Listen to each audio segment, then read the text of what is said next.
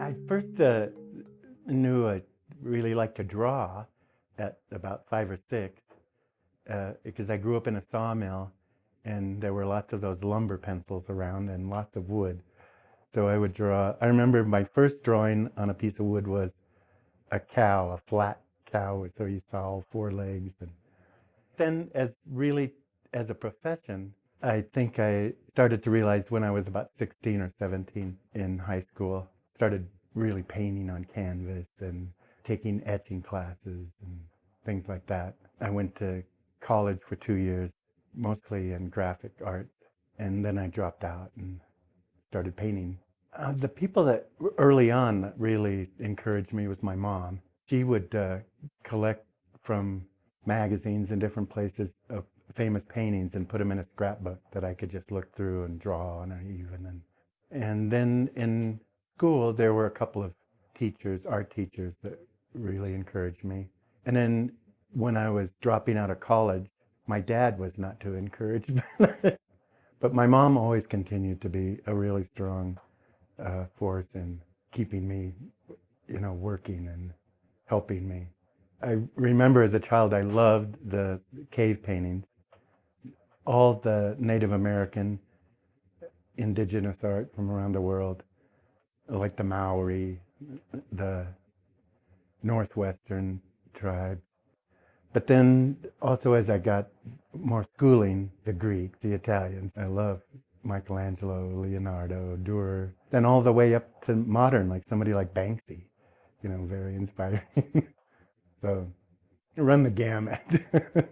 I do mostly bas-relief carving in wood. The ones that have been translated into other media, like bronzes, it's still a wood original. I started out being a painter. That's what I really wanted to do. I moved to Santa Fe. I painted here for probably about 7, 8 years. And then a friend, I told him I felt like I was carving with the brush. And he said, "Oh, well, maybe you should try carving." Well, I loved it immediately. And growing up in a sawmill, it was like kind of coming home that I had sawdust in my blood, I think. I took to it right away, and I kind of have not gone back to painting since then. That was in about 79. I started selling the pieces too, which mostly architectural. So there was a use for them, and people liked them, and it was hard to sell paintings. But wood carvings, it was easier. So I stuck with it, and I really enjoy it. I feel like they're deep drawings in wood, really. There's a lot of wood already chopped down that it would take me forever to carve. I feel like it's just such a media that is so human. It's soft. The color is like human skin. Buckminster Fuller has a thing about how there are no races. It's all just melanin adaptation. And that you go to the equator and there's dark trees like ebony and mahogany.